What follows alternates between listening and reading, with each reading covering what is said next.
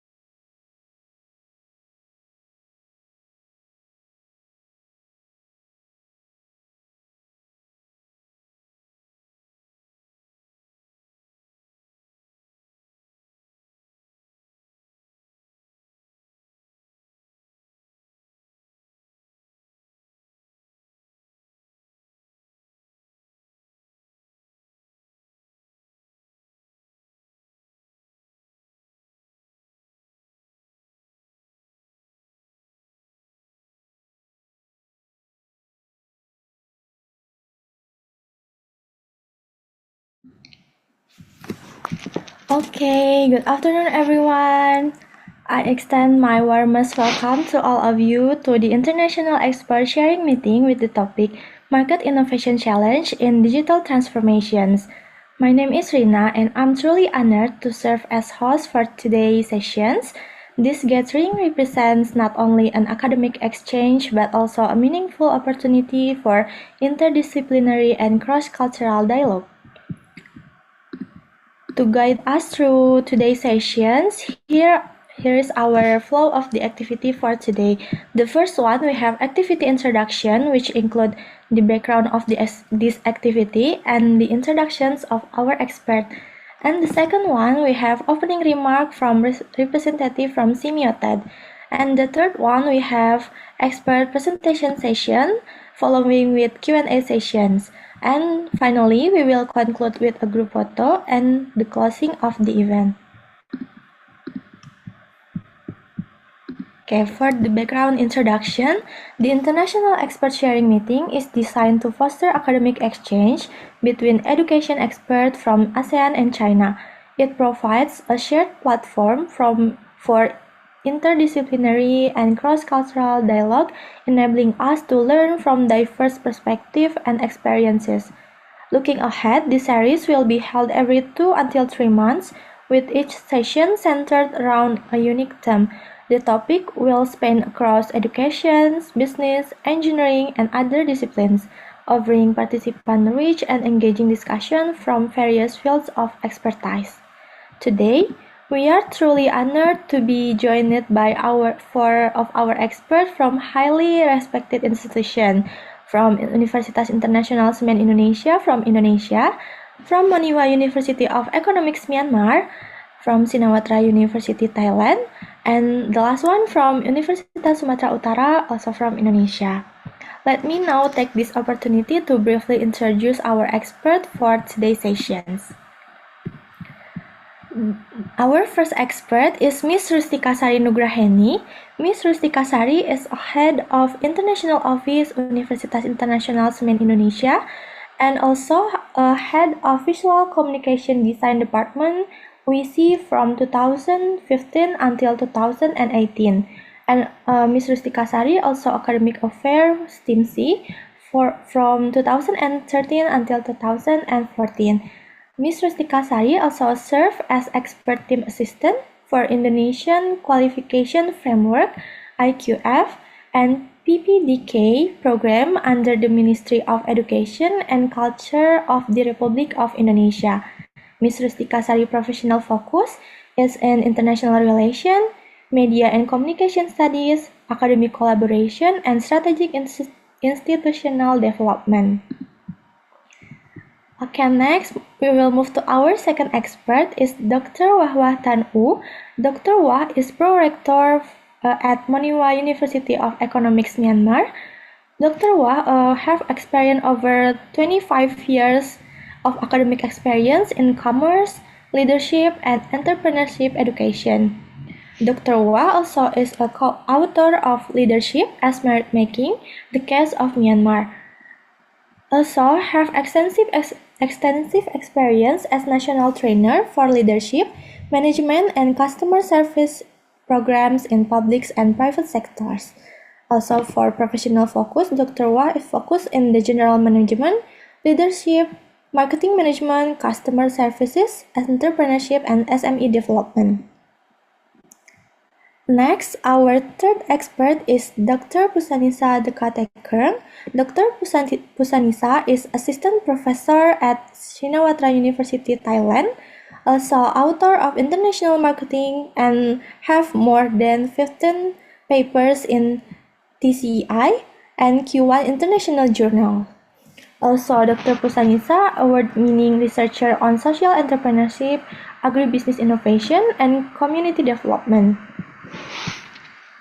After that, Dr. Pusanisa have experience in business model innovation, sustainable tourism, and women entrepreneurship development. The last one, Dr. Pusanisa have a research and publication focus in the social business innovation, entrepreneurship, agribusiness, and also a tourism development. Our last expert is Mr. Muhammad Ananda Fahri.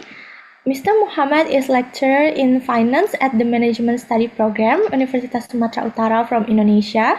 Mr. Muhammad also digital marketing and financial literacy specialist with over 10 years industry experience in SEO, social media, and data-driven content strategy. Mr. Muhammad also an author of financial management textbook and All That Glitter Isn't Growth on investment strategy and ratio analysis. Okay, Mr. Muhammad focus is in digital finance, SEO and analytics, investment communication, and financial education for youth. Okay, before we begin the presentation, we will have the opening remarks from Simiotet. Now, I would like to invite Mr. Chun Senghak from Simiotet to do the opening remarks. Mr. Chun, are you here?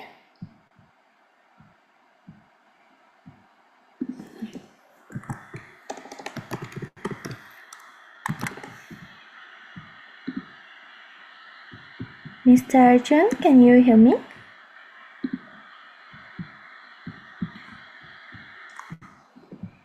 Wait, please wait, everyone.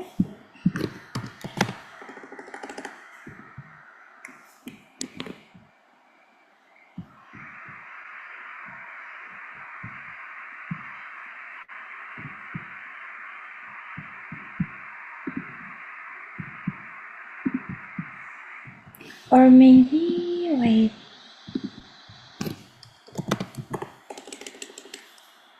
Mr. Chun from Semiotet, are you hear me?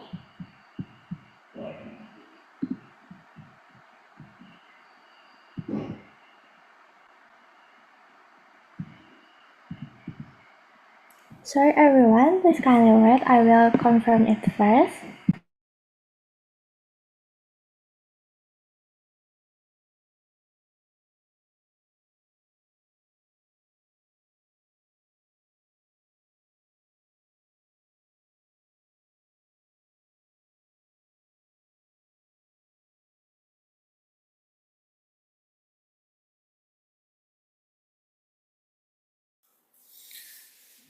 Good afternoon, Rina. Oh, okay. Good afternoon. Can you hear me? Yeah, I hear you. Okay. Okay. Thank you so much, Mr. Chun. Okay. I would like to invite you from for to do the opening remarks. And okay, Mr. Chun, the time is yours. Yeah, sorry, Rina. Let me, I check my background, so sorry for late. 1 minute, I check my background. Yeah. Okay. It's okay. Thank you.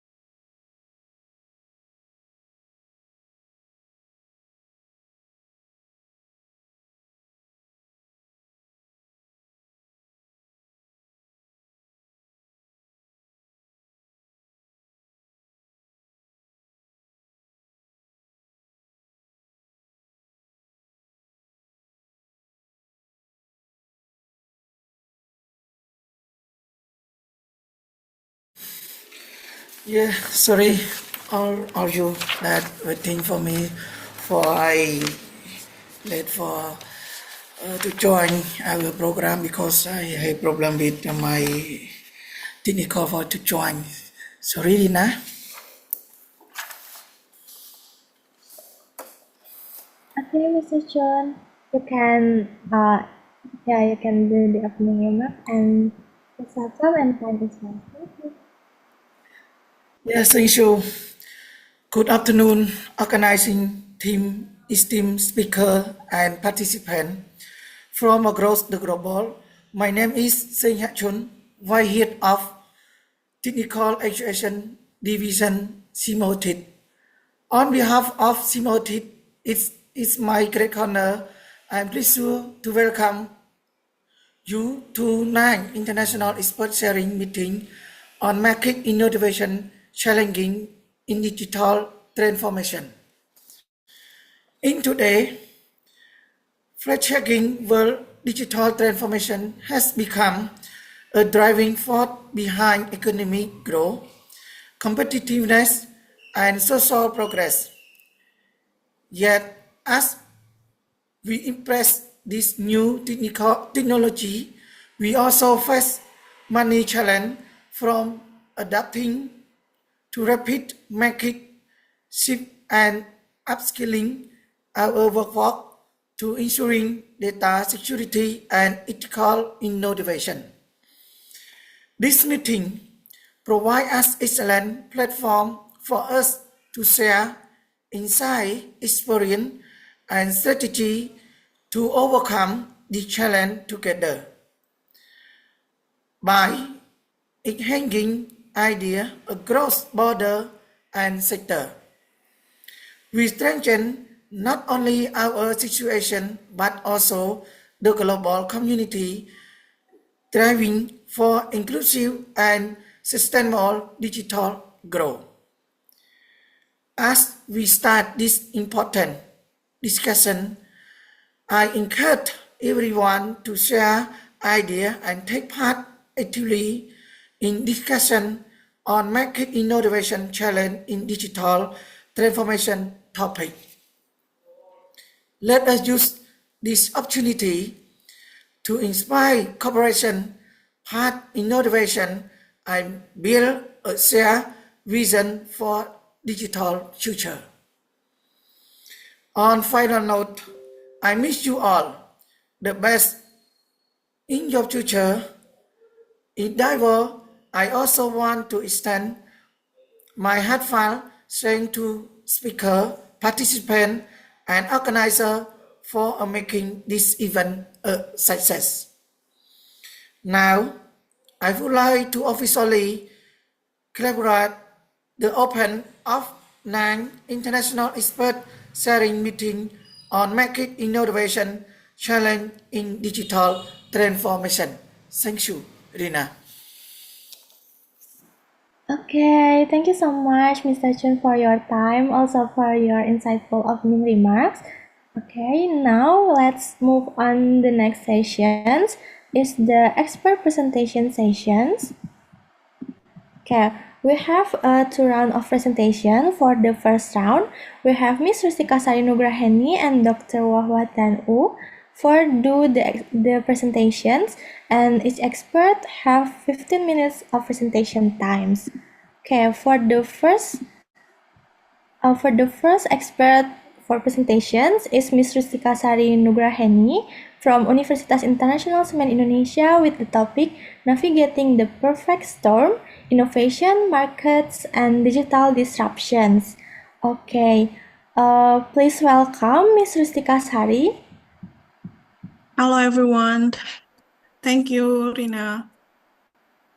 Okay, please wait. I will help you to share.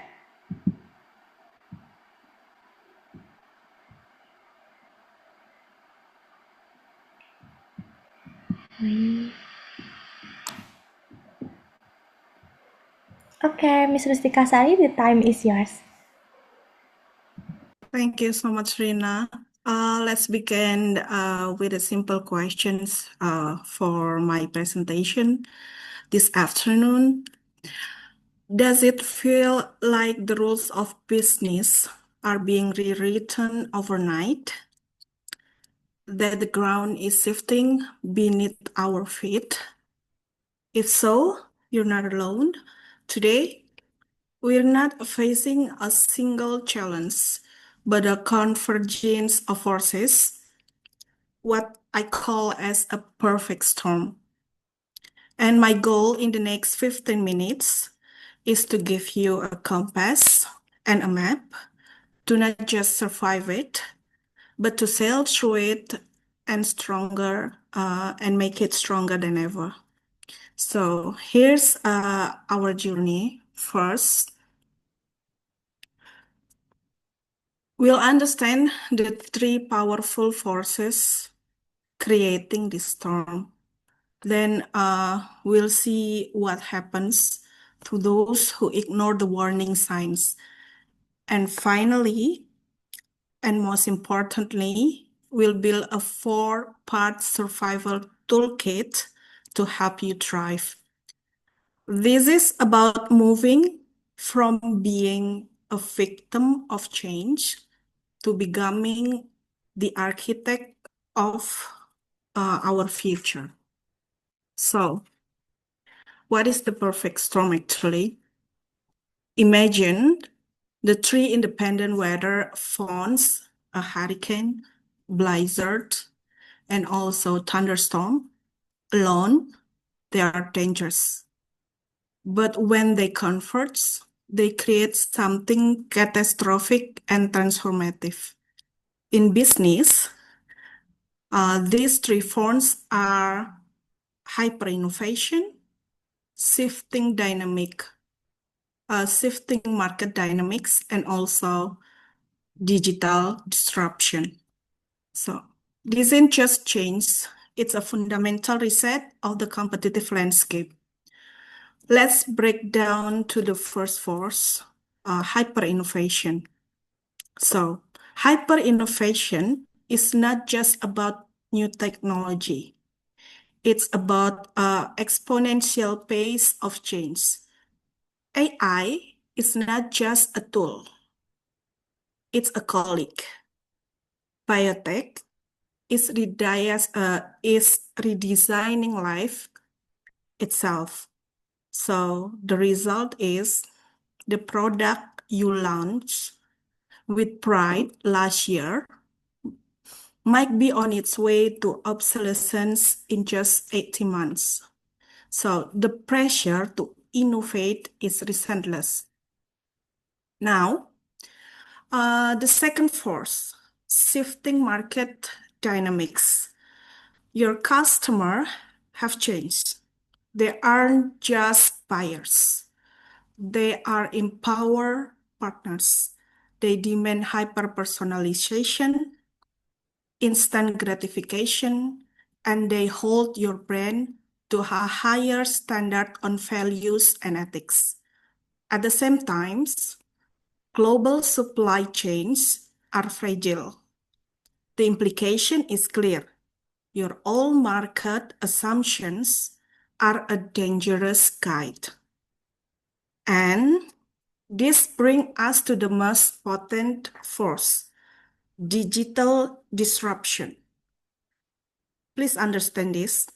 Disruptors don't just make a better product. They change the entire games. So Uber, for example, doesn't own cars, or Airbnb doesn't own hotels. They build platforms. They build a platform that redefine values. So they don't compete on price. They compete on a completely different battlefield. Your most dangerous future competitor might be a company that isn't even in your industry today. So, well, what happens when this storm hits? Let's take a look at the classic tale on the other side, Kodak. They actually invented a digital camera, but they were trapped by their profitable film business. They saw the wave but couldn't pivot. They sang, on the other hand, Netflix. They were a DVD by email company. They saw the streaming wave, made a painful decision to cannibalize their own business, and pivoted entirely.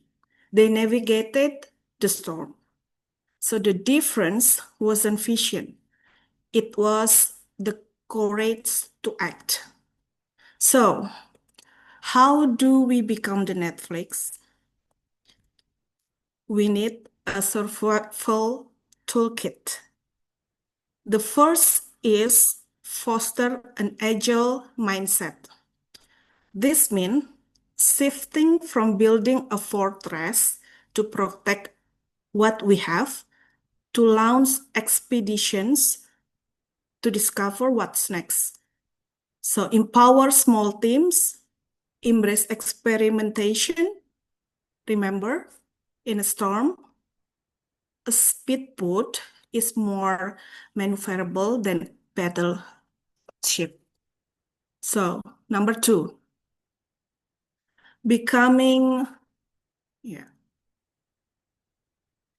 become customer obsessed. This goes beyond good customer service.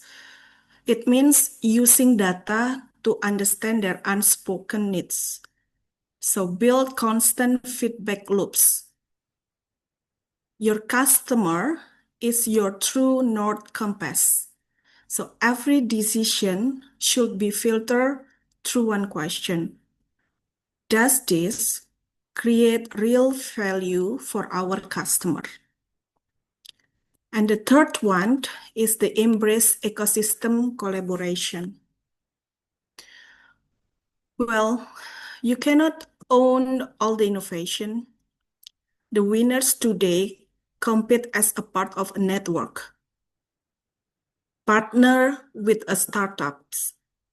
Use APIs, collaborate even with the competitors to create new value. As the old African proverb says, if you want to go fast, go alone. If you want to go far, go together.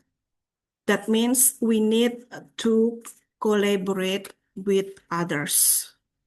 By this, the engine that powers it all is a data-driven culture. In the storm, instinct and gut feeling are not just enough. You need a compass. Your data is the compass. So use the predictive insights to understand customer behavior and to make informed decision. Stop guessing and start knowing. To conclude this, let me be clear. This perfect storm is not a threat, it's a filter. It separates the agile from the rigid, the future focus from the nostalgic, and the navigator's script is this. Don't just defend your position. Start your next growth engine today, and the perfect time to innovate was yesterday. The next best time is now, and the storm is here. The question is, will you sing or will you sail? Thank you for listening and have the time. Let's have the discussion at the Q&A session. Okay, thank you so much for Ms. Rustika Sari for your valuable presentation. Our Q&A session will help after the second expert presentations. Okay, wait, I will share my screen again.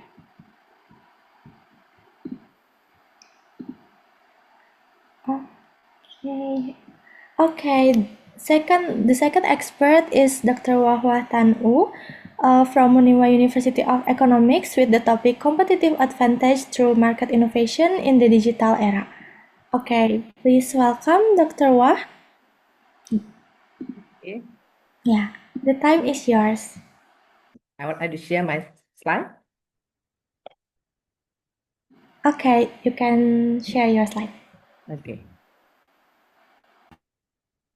Okay. Yes, I can see your slide. Okay. Okay. Good afternoon, everybody, and welcome to our 9th International Expert Sharing Meeting. So I'm Dr. Watan from Monash University of Economics as a professor. And yes, I'm Dr. Wa. I want to share the knowledge that is concerned with the building the competitive advantages through market innovation in digital era. So although they are main, it's my contents, it is 7 parts. Although there are main 4 functions, 4 business functions, such as production or operation, marketing, HR, and accounting and finance. Marketing is only one function that create the revenue for every business. Without market, business cannot be survived. So that's why marketing is most important for business success. As you know, today is the competitive age. Business are struggling than ever before. So I have divided my presentation. So that's why I start the introduction why digital innovation matters. Digital innovation is the main driver of competitiveness in emerging the success. So success. That's why especially in Myanmar. Myanmar is a transition toward a mobile first economy that creates the new opportunities. Why we say that? In Myanmar, there were about 63.3 million mobile connections.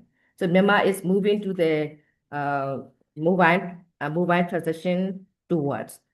In mobile, social channels are vital channels for marketing, commerce, and community building. Therefore, social channels that marketers target specific audience based on age, interest, location, and online behavior. Compared to TV or print, social media advertising are cost-effective without large budget. Moreover, social media allows business to interact directly with customers and it's build trust, brand personality, and virality. Because of today's fast-changing business world, firms that integrate technology, supply chain agility, and customer insights, it is gain the durable advantages, not only gain the durable advantages, but also have the competitive advantage. So this is the why we choose the digital innovation methods as a topic in this seminar. In Myanmar, in this year, early this year, our population is nearly 55.18 million.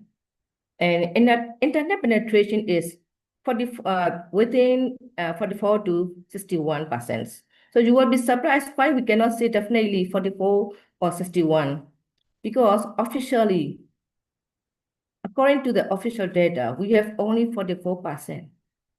But in many areas, especially in the border areas of Myanmar, in these areas, they use Starlink. Starlink is not official official internet users for our nation. That's why we cannot say definitely. So we can say just a 44 within 44 to 61%. But mobile connection is 63.3 million. Why? Although the population is 55.18, but mobile connection is at 63.3 million in early 2025. It is more than the number of population because many people have more than one connection. Much of digital access available via mobile first rather than desktop. It makes Myanmar is a true mobile first market. And Myanmar's transition toward a mobile first economy that create new opportunities for business. And also, according to the data in early 2025, there are 16.8 million Facebook users, and also the value of the e-commerce market is 1.36 billion in US dollar. As the mobile wallet share, so there are many mobile wallet applications in our country, such as KBZPay, EYPay, MyDelPay, WavePay, and so on. Among them, Wave Money occupy nearly 80% of mobile wallet. Wave Money has the competitive advantage than other rival.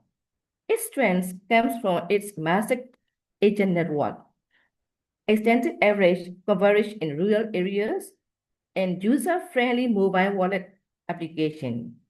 So it can provide the access to financial services for millions of unbanked people, especially in rural area. So that's why Wave Money has the competitive advantage through its innovation. So other wallets are based on the bank people. May I move to the next slide? So in the digital era, market drivers is the especially the smartphone and social media expansion. Also, fintech economic growth, fintech ecosystem growth. In Myanmar, with many KBZP and also the other pay. And moreover, e-commerce and SME digitalization, for example, educators and online shopping are more popular in current situation. The next market driver in the digital era is young people, especially the tech service. Why young people? So we mean that young people maybe under 35 years, they spend most time online and they are the most active on digital platform like as TikTok, YouTube, Instagram, and Twitter. So they also the fintech and embedded payment system they use like I said, and also logistics and uh, delivery network innovation. In Myanmar, especially it's that the COVID-19, so Foodpanda was launched before COVID-19, but it's very popular and they have uh, it have the competitive advantage because they are the initiator in Myanmar. So at first we don't consider the Foodpanda whenever we need to have food. We went to the restaurant and order by ourselves. But after the COVID-19, we are very familiar, used to, and whenever we consider to have the meal at home, we order there, we remember the Foodpanda. It is the they have the competitive advantage. And also, public-private digital transformation, especially online learning. For example, our university is located in Upper Myanmar. You will heard about the information of Upper Myanmar. It is not a stable condition. So there is the a few students enroll in our university. That's why we consider how to have the student. So we start the online class, especially for the master program. Since master program was launched in 2022, now we have 3,000 over. So we have the competitive advantage than the other university. So it is our transformation, and also there's a healthcare service familiar with our citizens. So that's why we have the opportunity centers in the competitive advantage. So the first one is our business owners can investment in the fintech and embedded payments, and also e-commerce and logistics is another opportunity to invest for business. So I wanted to emphasize the agri-tech digitalization, and you can see the under photo, the slide and the farm application, and also you can see the buyers who buy the vegetables. Now some business, especially the agriculture product business, launched the application. And among them, you can find the website. The application is Tretto. Tretto is the Myanmar Times. We can so in English we say high yield application, but the limitation is only for Myanmar citizens. You can register with the Myanmar mobile number. So the intention is to support the farmers, As you know, about 70% of our population live in a rural area. Because Myanmar is a agro-based country, many agricultural applications such as ammo, agribaba, and so on. But Tretto is launched because the pronouns is very familiar for Myanmar. Tretto is Myanmar term. So application users are more familiar with the term. So other applications are not familiar for the farmers. And also this Tretto was launched, application was launched, both fertilizer distribution company, and they are passionate is for the farmers.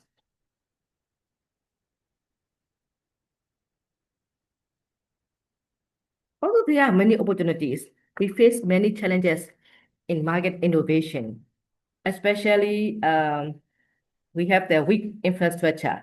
Infrastructure gap, as you know, because of the unstable condition, we have some area we have no contact via phone, and also we cannot go there. So Another one is railroads, addressing system, and also connectivity are still developing, which hampers efficient route planning and delivery reliability. In some areas, we cannot contact the internet, so the village mobile power and internet is instability. So what I've mentioned the first PowerPoint, first slide.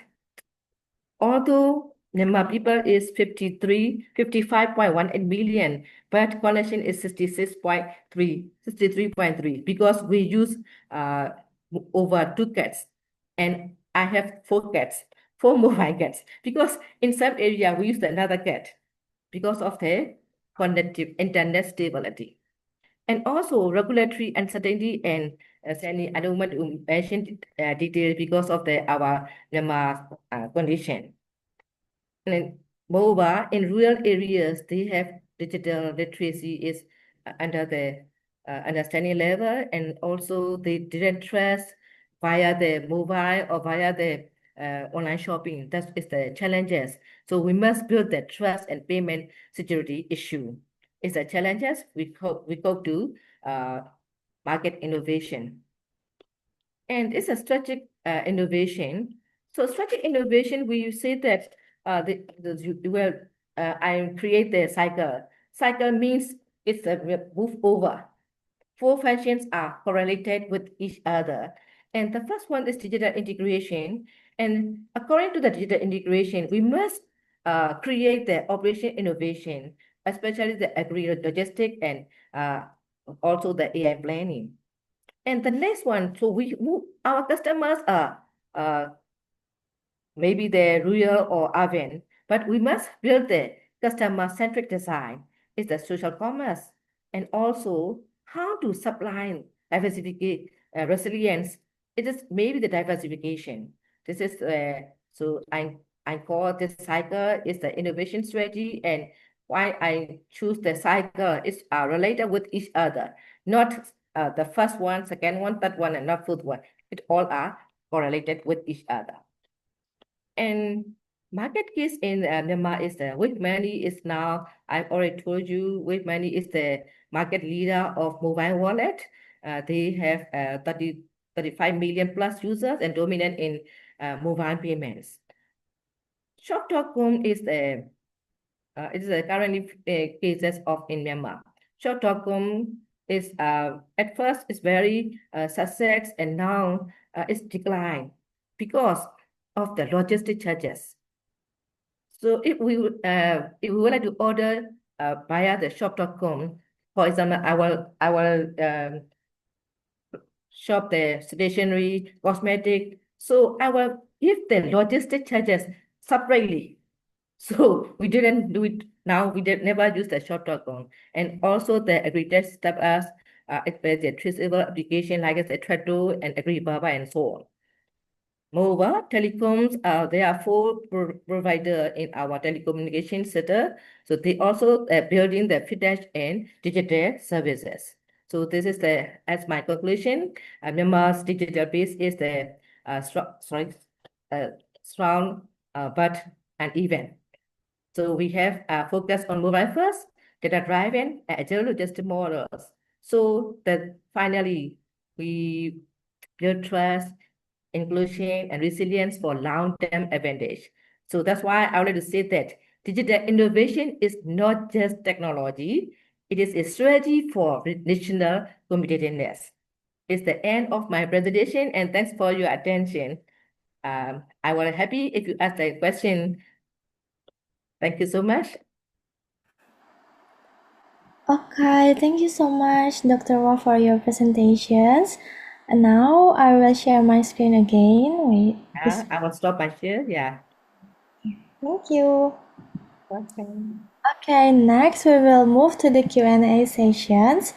Okay, the first one, we have questions from Ahmad.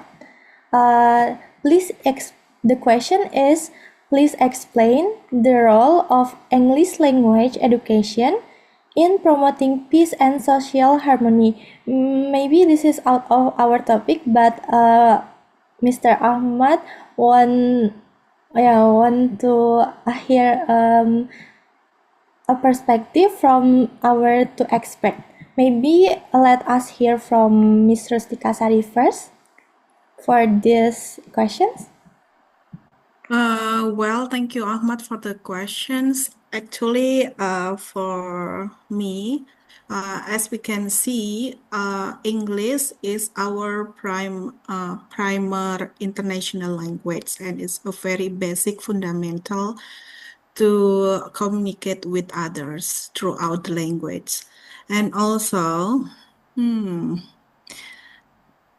the role is promoting is very powerful by interpersonal communication approach, especially so when we can communicate our ideas through the language, we can know other things that we usually have to assume. So it's not just based on the assumption because we can speak through it. And through the language itself, we can know, we can break the stereotypes, and we can know more we can grow our empathy about others. Basically because we ourselves have different background of knowledge and background of experience, of course. So by having English as language, as the primer language to promoting the peace and social harmony, as we know, for example, for the United Nations, we promoting the leaders, the world leaders, to speak through with the English too. So yeah, it's very important that nowadays that we know this language has a very special rules, especially to promoting the peace and social harmony. I think the basic rule is because by mastering the language, we can speak through others and know it better. Like that. Okay, thank you so much, Ms. Rustika Sari, for your perspective. So, from Ms. Rustika Sari perspective, this is very important because language is a special rules to communicate our ideas, and we can grow through it and other things. Okay, I hope that can answer, and then we can hear from Dr. Wah perspective for the same questions. I would like to invite Dr. Wah to answer the same questions. The question is, how can startup leverage mobile first and social commerce trends to compete against regional guides? Yes, many investors, especially the foreign direct investor, are interested to invest in Myanmar because, as you know, although we are running the digital transformation, but our technology is still trying to compete with other. So it's the invite the FDI to in our country because they have no difficulty to compete there against regional guides. But my suggestion is, if you would like to compete against regional guides, so you must build the especially the minimum micro teams or micro region. For example, you start with you would you like to start in CD or rural? If I'm the investor from foreign, I will invest in rural because it will have the more competitive advantage than others. So it's my suggestion and my answer. So will you justify my answer? Okay, thank you so much, Dr. Wah, for your answer about leverage mobile first, compete against regional giants. Maybe next for the first question from Ahmad, I still want to hear your perspective. The question is, Please explain the role of English language education in promoting peace and social harmony. Maybe this is out of our topic, but maybe Ahmad still want to hear Dr. Wah perspective too. Okay. For Dr. Wah, maybe you can answer the one question again. Sorry, because I don't understand the question.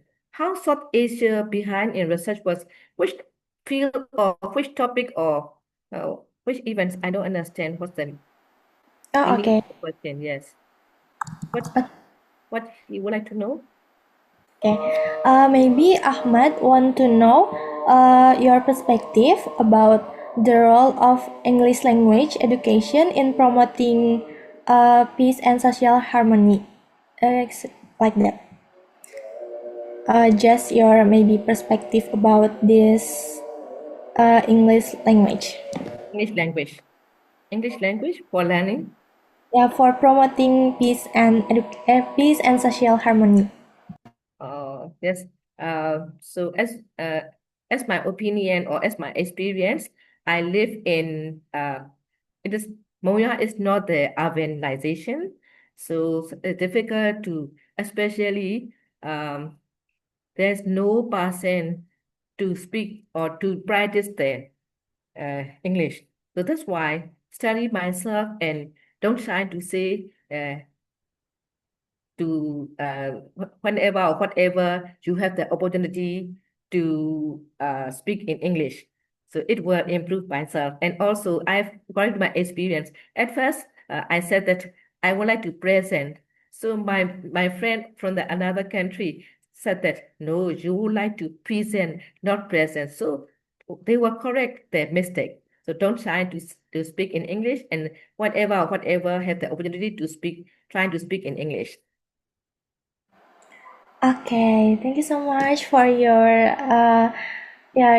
very good perspective. And then we have question for Miss Rustika Sari. The question is, what are the most common innovation mistakes you see organization make during digital transformation, and how can they avoid them? Okay, maybe I would like invite Miss Rustika Sari to answer it. Yeah, thank you once again for the questions. Um, the common mistake that usually organization made is they see it only as a project. So, and how to avoid them? My suggestion would be don't just buy a tech, fix the real problems, finds the problems and fix it. Have a clear goal. Take care of your people. Start small, and also have your leaders actively guide the way. That will be the things that we can do to avoid the innovation mistakes. Okay, so first of all, you must find the problem and fix the real problem. Thank you so much for the answer, Ms. Rustika Sari. And then maybe we have each expert one question to answer, and then we will move to second round of presentations. Okay, maybe for Dr. Wah first. A question from Ahmad again. The question is, please explain how we avoid plagiarism even we are using AI and AI tools. Okay, maybe Dr. Wah can answer this. Sorry, which one? This one. Please explain how we avoid plagiarism even we are using AI and AI tools.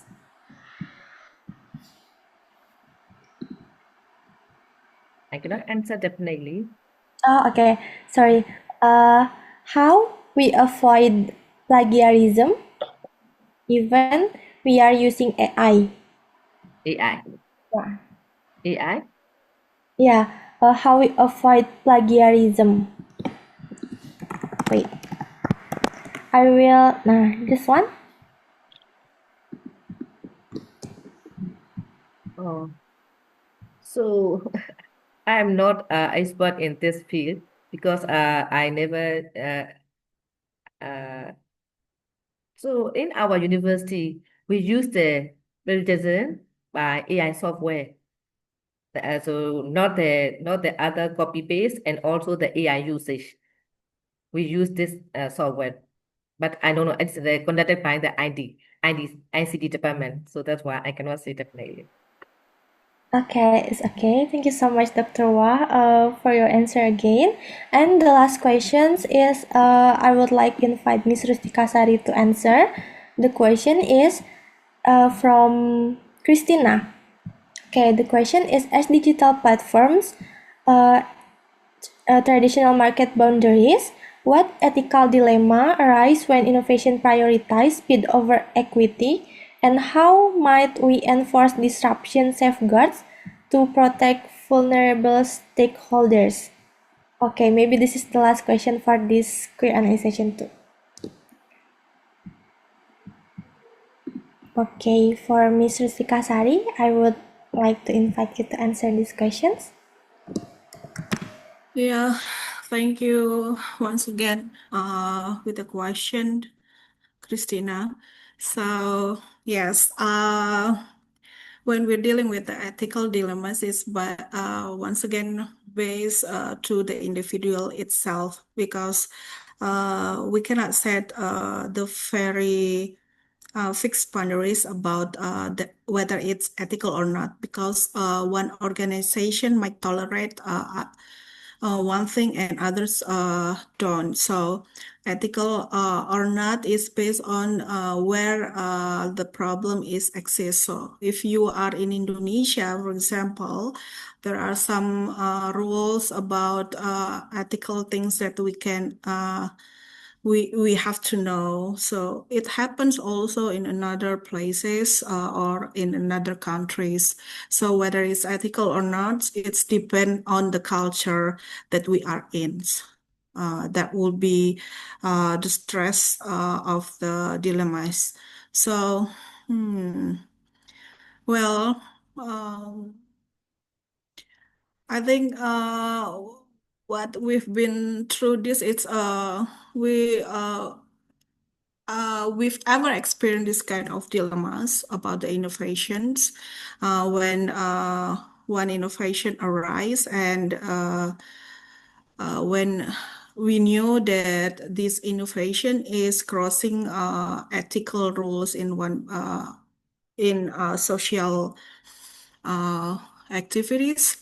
So what we can do is just most of Indonesia, because we also face the digital disruption, they will give the social punishment. So whether it's ethical or not, it's based also on the people who are experiencing the innovation. Mostly it's like that. So disruption safeguards is, well, in Indonesia we have the rules that is arranged by the governments about the ITTE. I don't know what is the ITTE. Rina perhaps can explain about the ITTE, the ITTE rules in Indonesia. So it protects the use of the digital users, to make them safe and to have it clear boundaries about ethical or not. Yeah. And it's also one of the things that the governments do to protect the vulnerable stakeholders, especially the user who who has a minimum information about these roles. Thank Okay. you. Thank you so much, Ms. Rustika Sari, for your answer, and I hope that is clear for Christina too. Okay, now we will need to conclude the Q&A session one here. Thank you so much to our expert for the thoughtful response, for Rustika Sari and Dr. Wah, and to all participants for your excellent engagement. Okay, let's now move to expert presentation session 2. Okay, we have Dr. Pusanisa Dekateker from Sinawata University, Thailand, and Mr. Muhammad Ananda Fahri from Universitas Sumatera Utara, Indonesia. Okay, the first one in the second round of presentation is Dr. Pusanisa.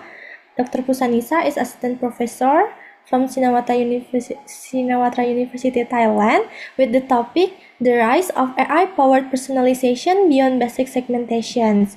Okay, please welcome Dr. Pusanisa, and you can start your presentation. The time is yours. Okay, thank you, Lina. So can you see my presentation? Wait. Yes, I can see your presentation. It's clear. Good afternoon, everyone. Again, I'm Pusanisa Dekateker from Shinawatra University. For my topic today is about the rise of AI-powered personalization, which I will focus in the basic segmentation, especially in Thailand. Well, before we go to the basic segmentation, I would like to summarize a bit about the market innovation challenge in the digital information in my view, which is I have already heard Dr. Wawa have already summarized about the challenge already. So in my view, especially in Thailand, I summarize in the 4 areas about the challenge in market innovation. The first one is going to be the data and infrastructure area, which is if we see in the global view challenge, it's going to be the data silo. The data silo is like, for example, you have one company, right? You have like a department of marketing, department of financing, and also department of human resource and department of production, some kind of that. So each department has its own data and its own method to collect their own data, right? And when the CEO or maybe the manager want to use the data across the department, it's quite hard because of also the legacy system. I mean, because of each department still has not a good connection to each other. And when you want to use it, it's quite hard and waste of time, some kind of that. Nowadays, yeah, in many countries, even in Thailand and in Southeast Asia, yeah, we have some connection between maybe department, between faculty, and use some information across a department, but it still has some limitation. This is the first challenge in my view.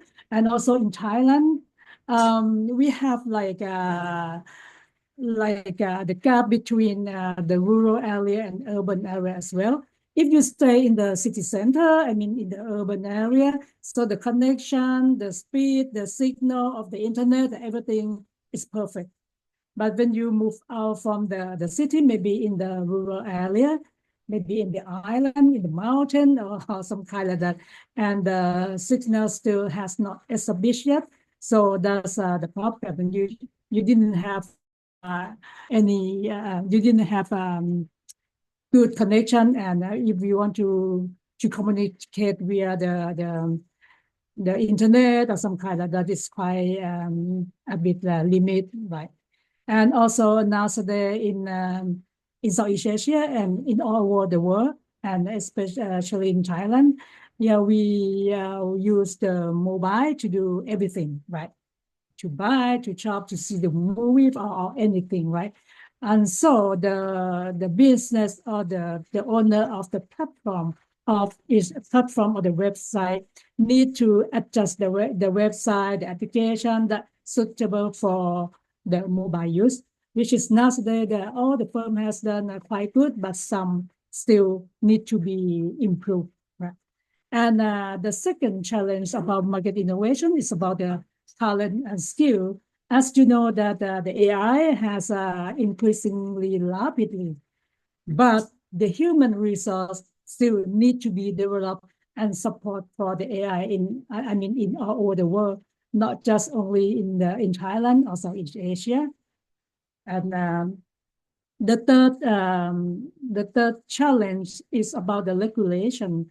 Now you know that we use the internet across the world, across the country, or across anything, but the leaking of the personal data nowadays has increasingly rapidly. So in the global challenge, especially in the EU, they have like a GDPR, CCPA for the US, and even Thailand, we have the regulation of like a PDPA to protect the user and the customer personal data. Otherwise, as you see today, we got like a scammer use our own data, right? Yeah, this is a very big challenge for the digital transformation era. And the last one is about the consumer behavior change.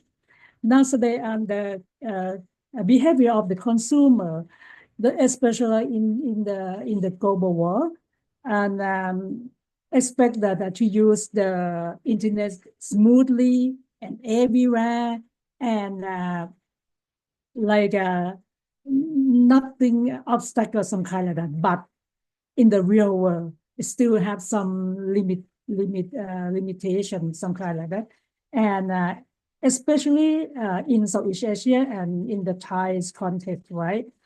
When we use the internet across the country or across the culture, yeah, we need not just only the time to translate, but we need to understand the local culture and to adjust even the word, adjust everything to that culture, even in logical thinking, if not it's not connected. You see a long time ago when the AI or we didn't see AI, right? We see like a innovation in digital. We have like a translator, but the translate when you translate into another culture is something weird. So this still be like the challenge and still need to develop all the time until today. Well, when the firm need to do the transaction via the internet or move to online, well, we need to segment. We need some kind of segment to choose the target. Not like you have one product and you want to sell everyone. No, it's not like that. You need to a kind of segmentation. For example, you need to use like a demographic, geographic, the behavior or the lifestyle of the consumer, and then you choose the target, right? And then you launch the marketing strategy. Here you can see I give you some sample here about the traditional segmentation in Bangkok, Thailand. For example, one firm used the demographics to segment and to choose the target market, right? And well, this firm used like the age, like 25 to 34, and incomes around the average income. It's like 30,000 Thai baht, and the location of consumer is in Bangkok. And then when the firm choose some kind like that, the marketer of that company will send all the promotion, all the same promotion to all the consumer, like since 75 years old until 35 years old in Bangkok, sent to everyone. And then we found that the result that we didn't reach the goal. We didn't catch the consumer, and we have a very low conversion from a consumer, and also we waste the budget. So this is a traditional segmentation. But nowadays, we move from traditional to the AI. We use AI to support, right? And I once again, I share with you guys. Here is a sample in Thailand. Yeah, for example, user A browse internet. That person, that 28 years old, and he lives in Bangkok. And he used the internet to browse the luxury condo, maybe in Singapore, maybe in somewhere else. And then finally, then he bought a ticket from Bangkok to Singapore with the cost of $500 US, which is quite expensive. And the user A also order food via the application Grab and to buy some kind of food almost midnight, right?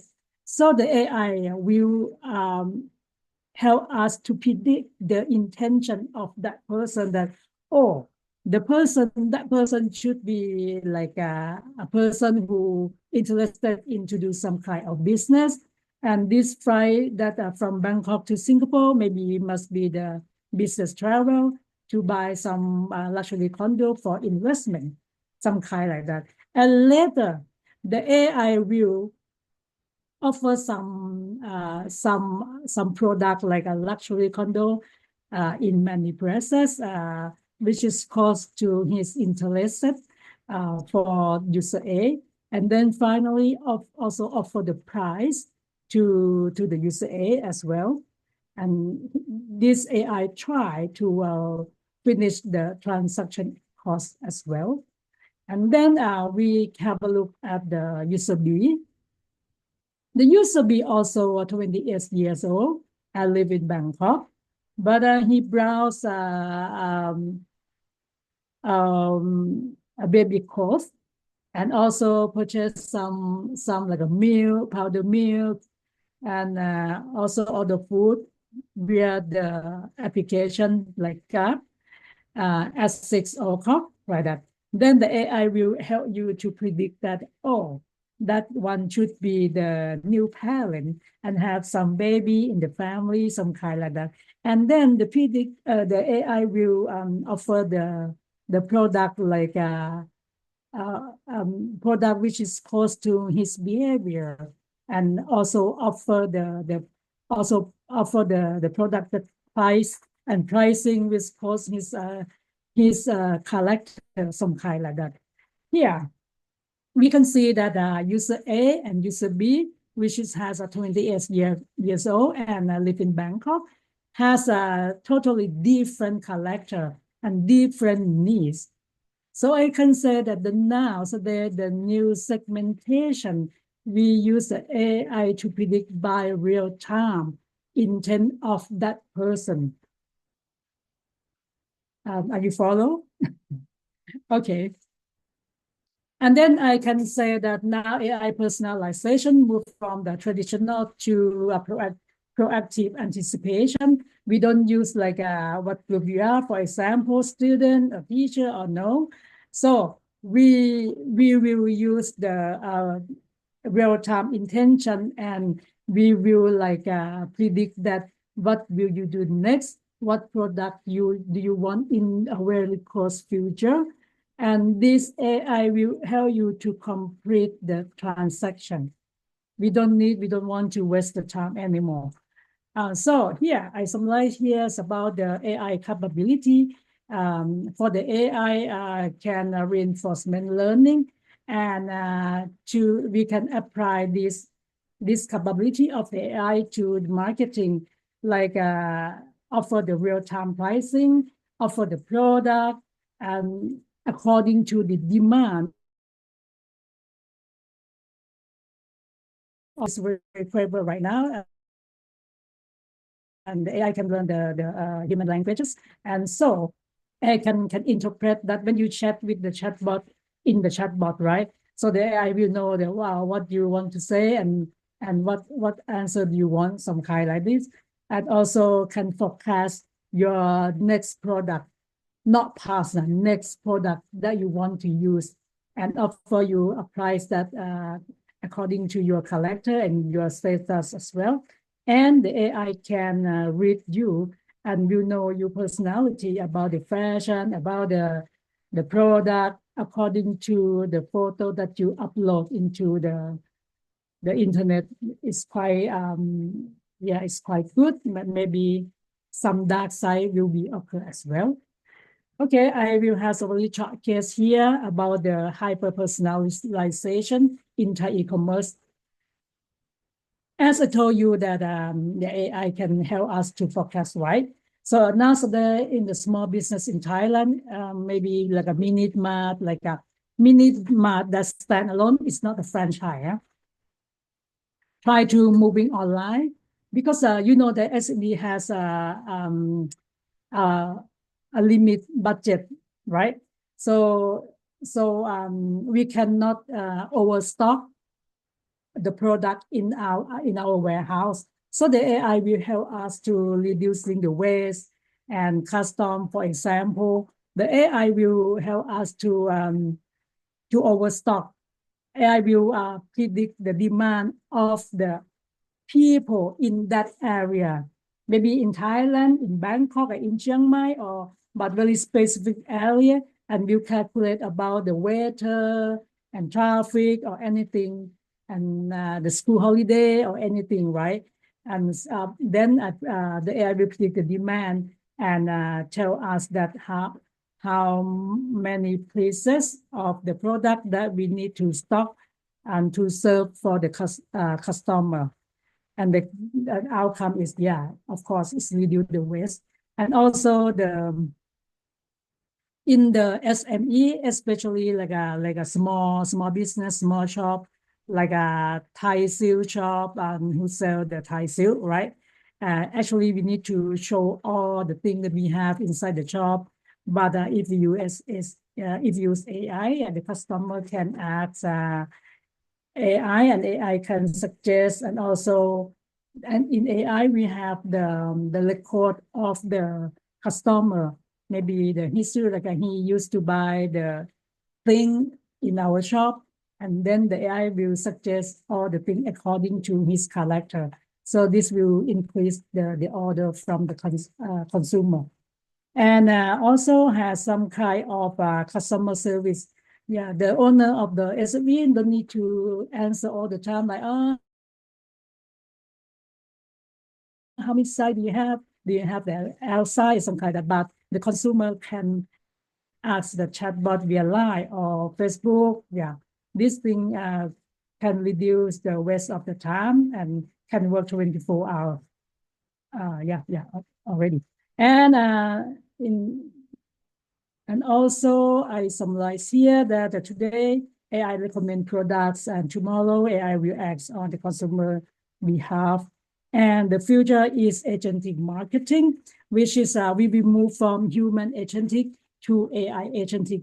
Human agentic is a kind of like customer still have a time to participate in choosing product, but in the near future, the AI will analyze customer needs and in real time and communicate on behalf of the brand.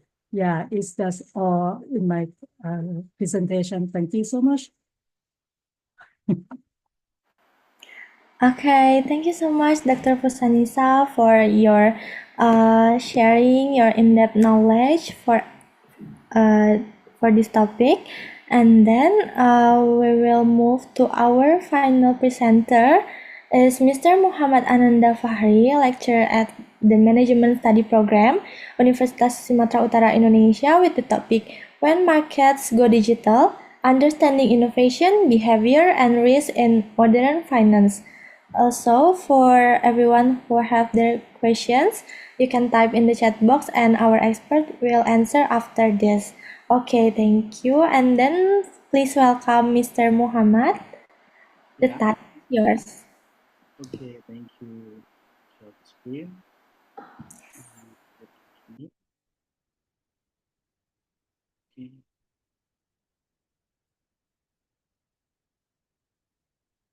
Okay.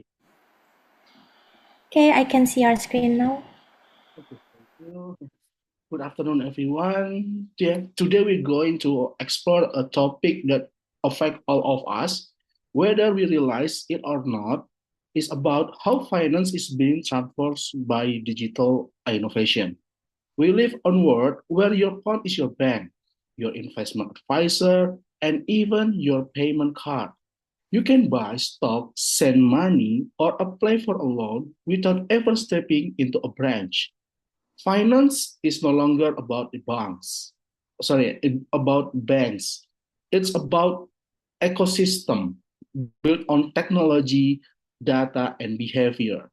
This is my title, my presentation, When Market Go Digital, Understanding Innovation, Behavior, and Risk in Modern Finance. Okay, next slide.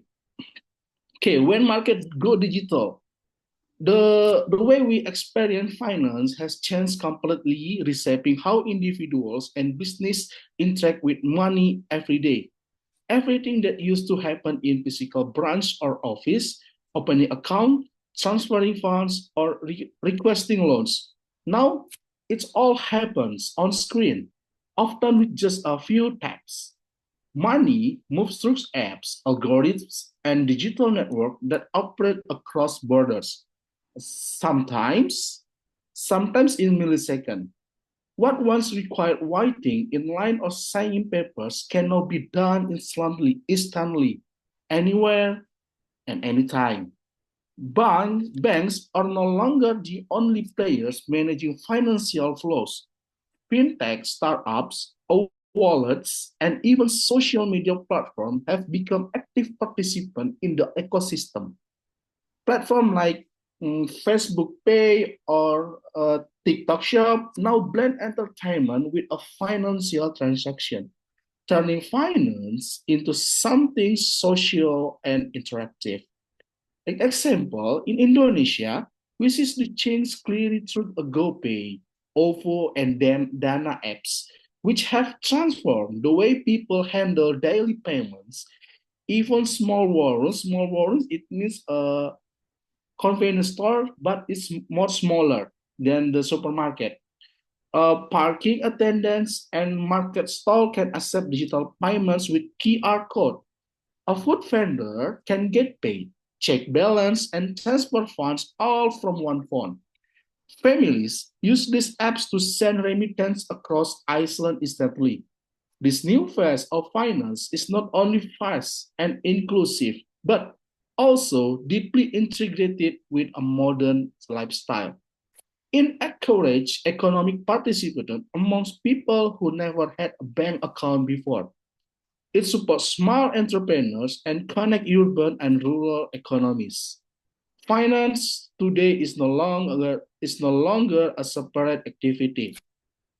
It's woven into everything we do, always connected, always online. And the next is the pulse of innovation. The real power of digital finance lies in how innovation happens behind the scenes, driving every transactions and experience we take for granted.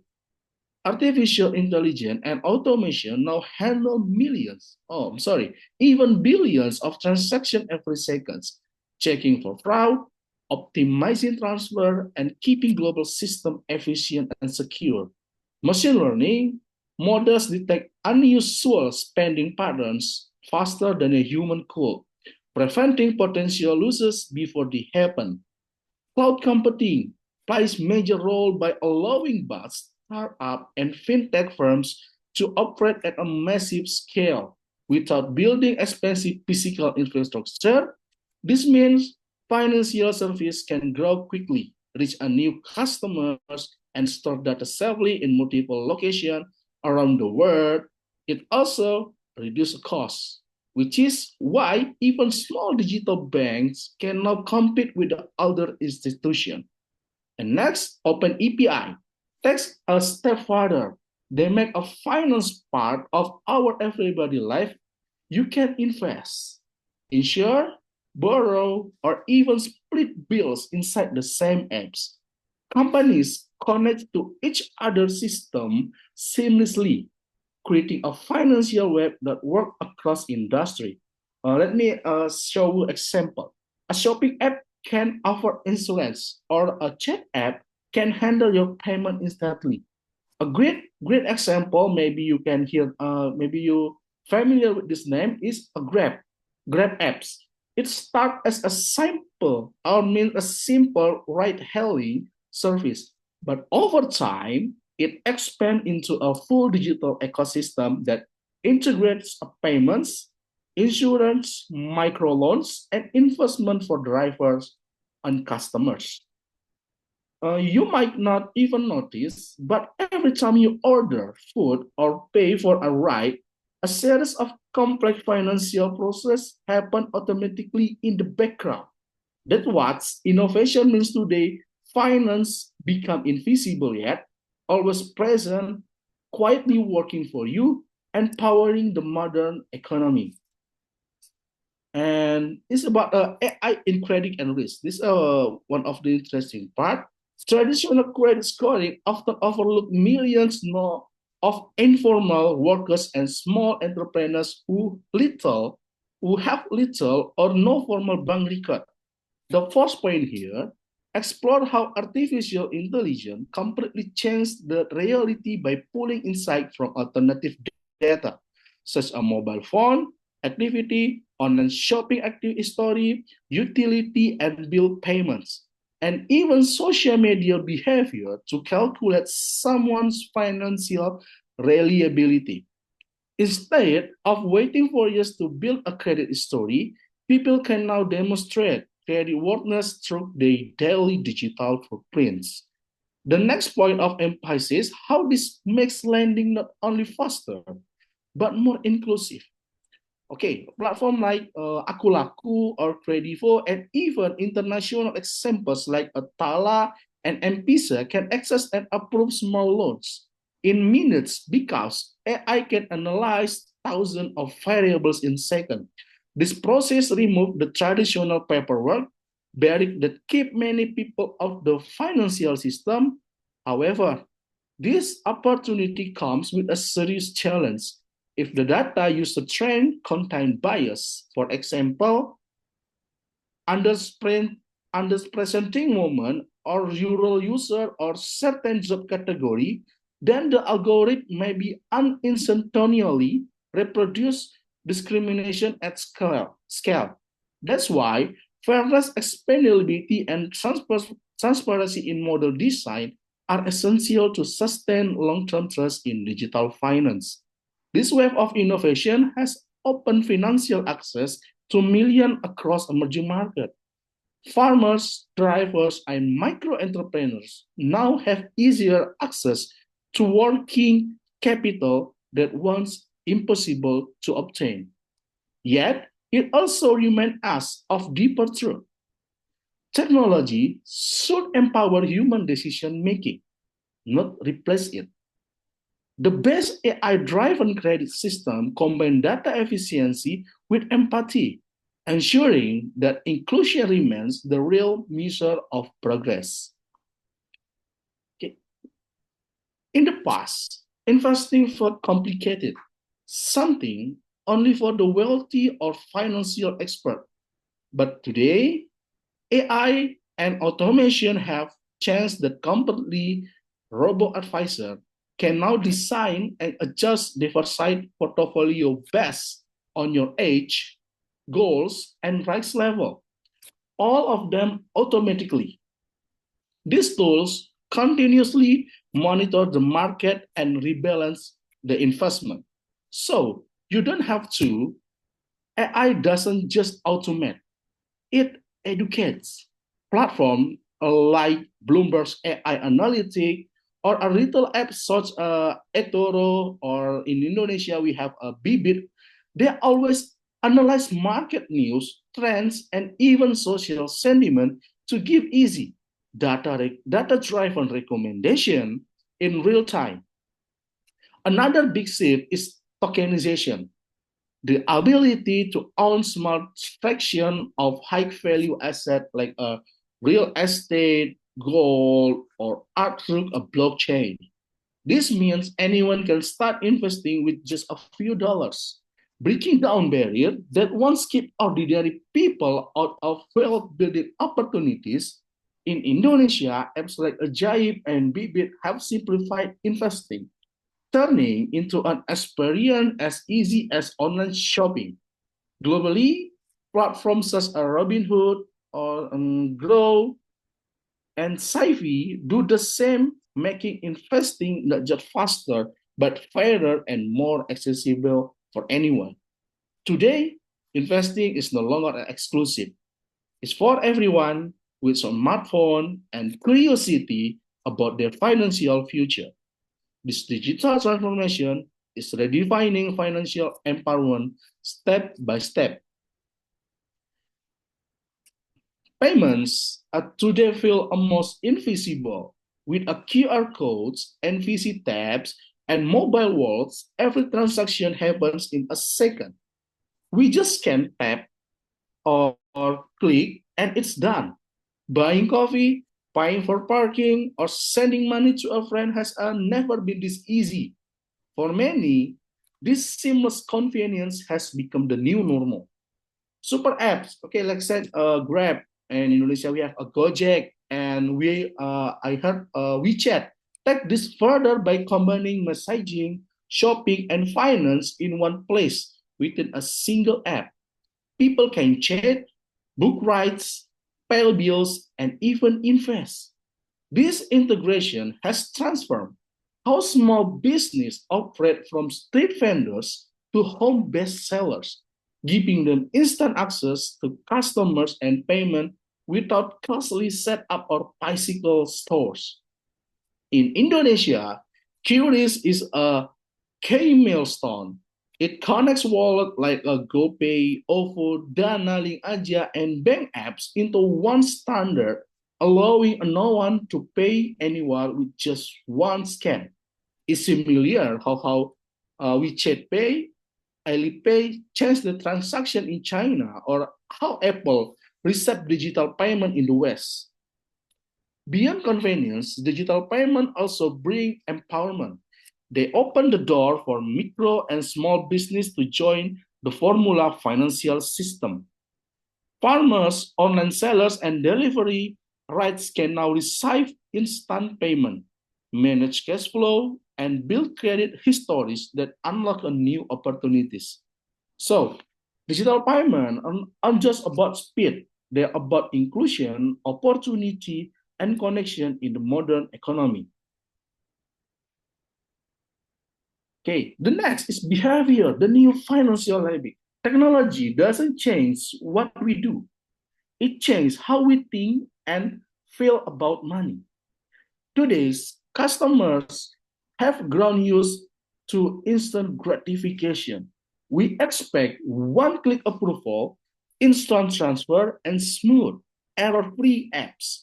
Waiting in line or filling out form now feels outdated. Patience is replaced by craving for convenience, control, and speed. Trust has also evolved. In the past, people trust banks and brands for their legacy or reputation. Your loyalty was emotional, built slowly over years. But in the digital era, trust is a transactional. It's earned moment by moment through reliability. We trust platform not because of what they promise, but because of how consistently they perform. If an app crashes or a payment fails, users instantly switch to another. Apps like Shopee Pay, OVO, and Dana saw this shift clearly. They win users not just with a cashback, but with a predictable, seamless performance. Every successful payment and instant confirmation strengthens emotional confidence. Smooth design has become the new language of trust. When technology just works, users feel safe and valued. Globally, services like Apple, Revolt, PayPal do the same. People now trust algorithm and encryption more than slogan or brand names. The smoother and faster a digital experience feels, the more trustworthy it seems. In short, speed and simplicity are the new currency of trust. In digital finance, efficiency feels like honesty and reliability build loyalty. This marks as a deep behavior shift where performance, not promise, define confidence in the modern financial world. Let's take a step around. It's about data. We talk about AI and this about data. Personalization has made finance smarter and more responsive. But remember, it also introduced serious risks. Users now trade privacy for convenience, allowing financial apps to predict their habit and tailor offer accordingly. Algorithms continuously learn from every click and transaction, building detailed digital profiles that reveal not just what people buy, but why. These precisions give companies immense influence over consumer behavior, raising the question of who truly owns this data.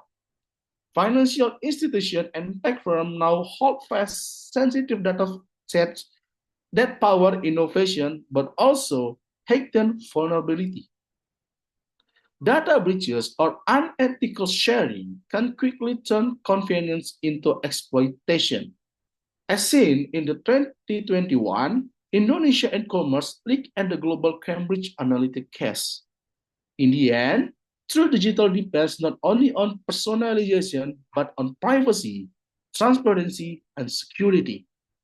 Modern finance must ensure that intelligence serves users, protecting autonomy while delivering smarter and safer financial experiences.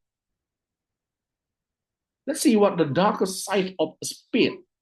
While digital finance brings speed and convenience, it also carried high risks. Instant system can lead to instant loss. As in, example, buy now, pay later. Buy now, pay later service that make borrowing feel effortless but often trap user in cycles of uncertain debt. Similarly, gamified investing apps designed to engage users can turn investing into emotional trading, blurring the line between strategy and gambling. Regulation often struggles to keep up. In Southeast Asia, many users fall into debt by juggling multiple buy now pay later. Buy now pay later platform, or using new loans to repay old ones.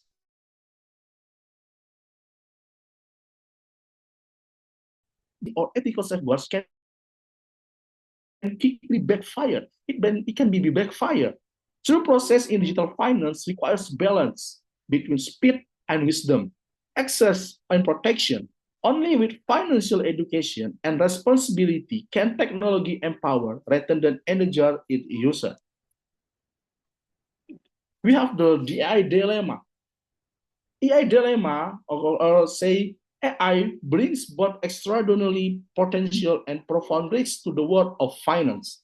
It enables faster credit scoring, sharper fraud detection, and smarter investment analysis. But beneath that efficient lie vulnerabilities that can shake entire system.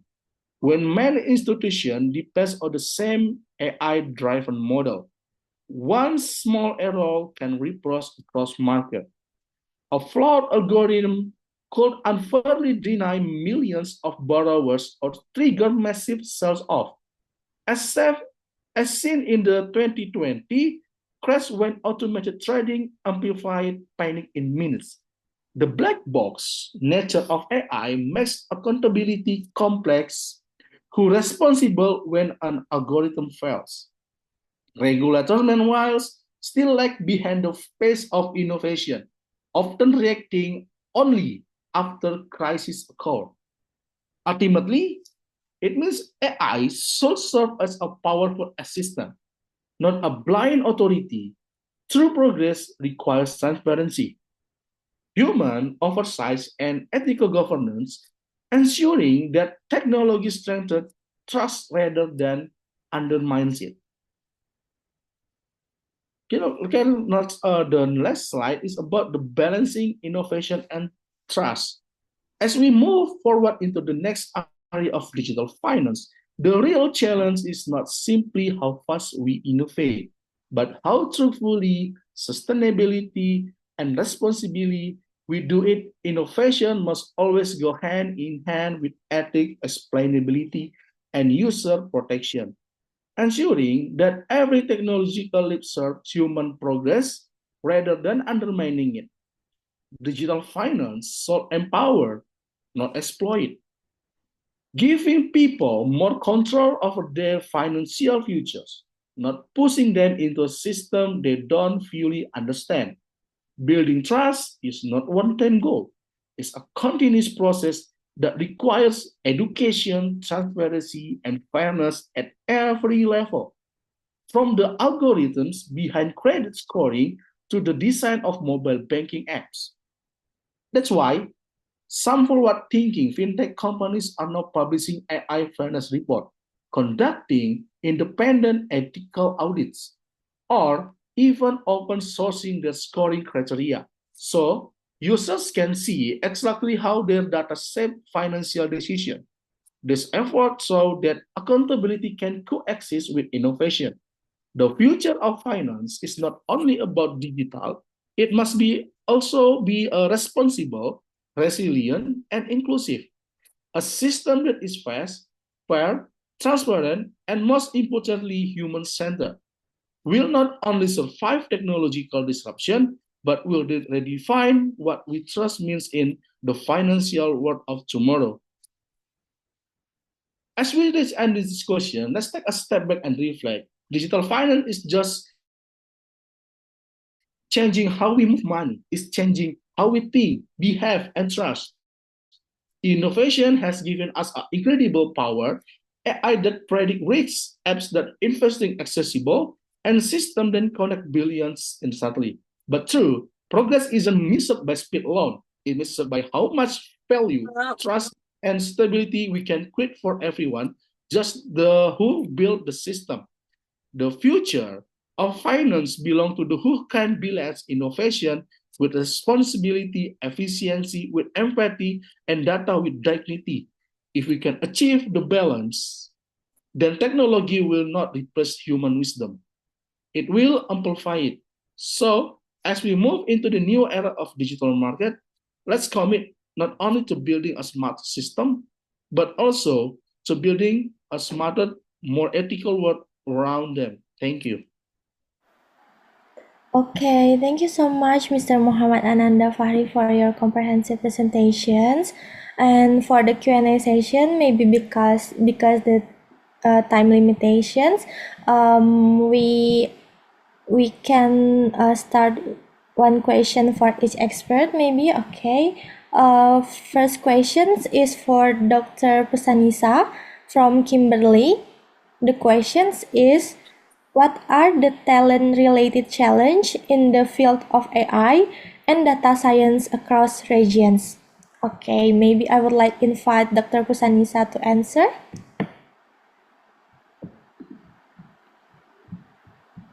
Wait. Hello, Dr. Pusanisa? Can you hear me? Yeah, I can hear you now. Could you please repeat again about the question? Okay, I can repeat again. The questions is from Kimberly, and the questions is, what are the talent-related challenge in the field of AI and data science across regions? Okay. So in my opinion, Yeah. In my opinion, I think, as I have already talked about the challenge, right? Because of the increasingly of the AI library, so the human capital is quite like a short. So in the people in each region need a skill, need to study, need the knowledge more.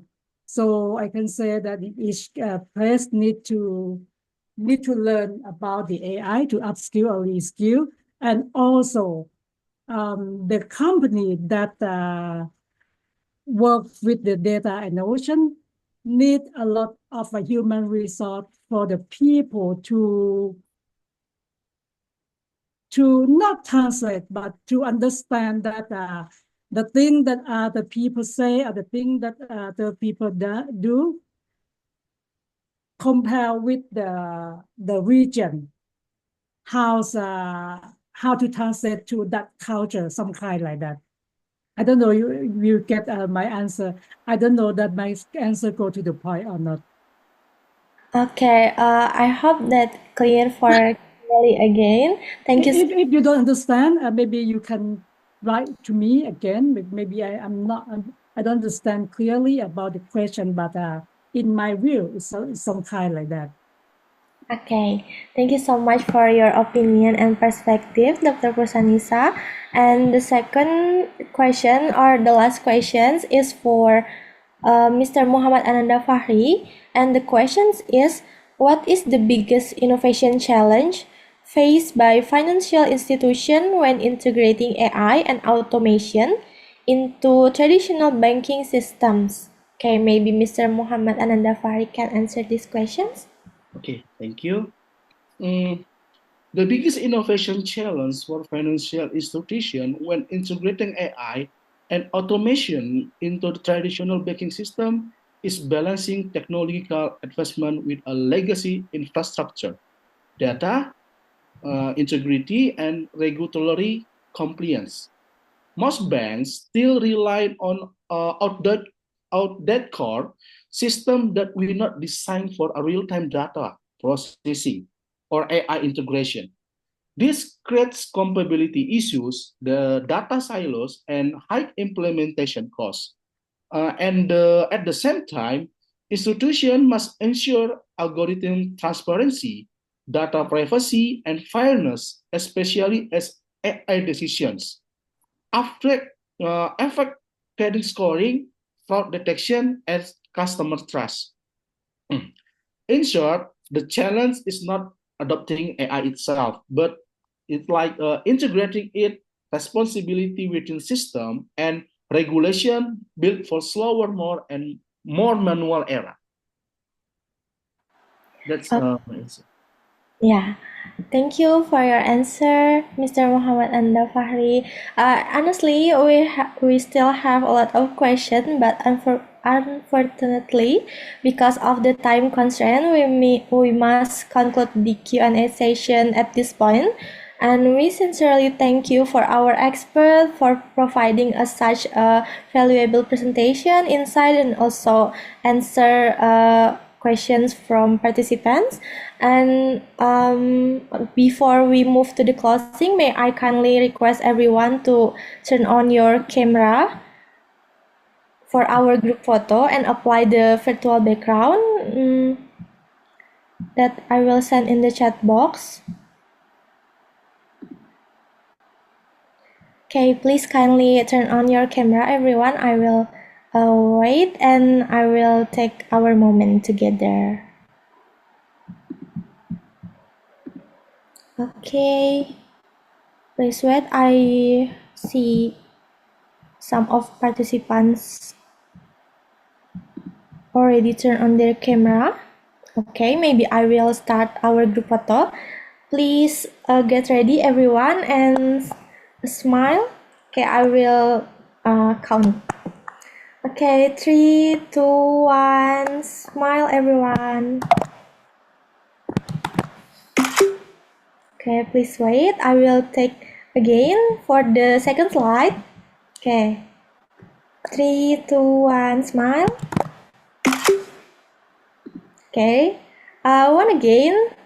Oh, so many people here. One again, 3, 2, 1, smile. Okay, thank you so much, everyone. For today's session, I will send the certificate link in the chat box.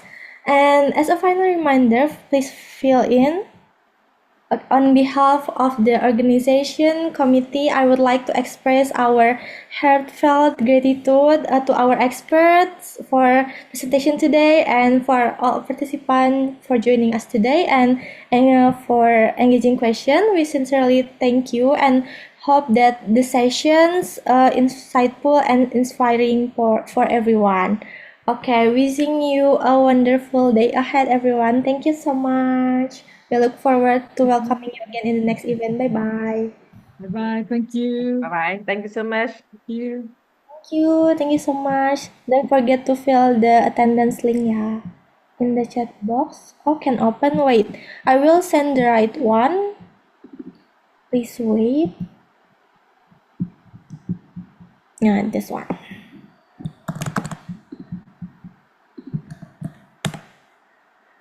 Okay.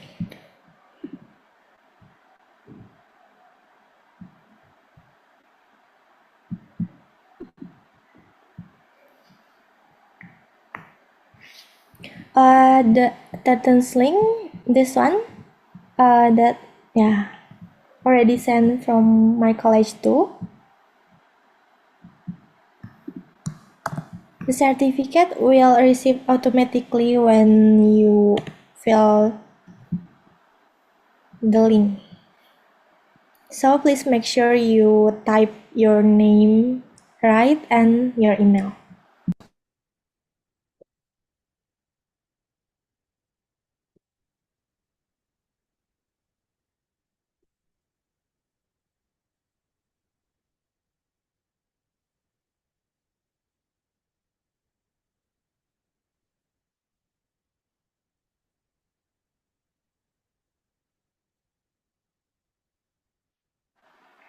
Oh yeah, for the express, our team will send the certificate and another document later to the email or maybe to WhatsApp. Thank you.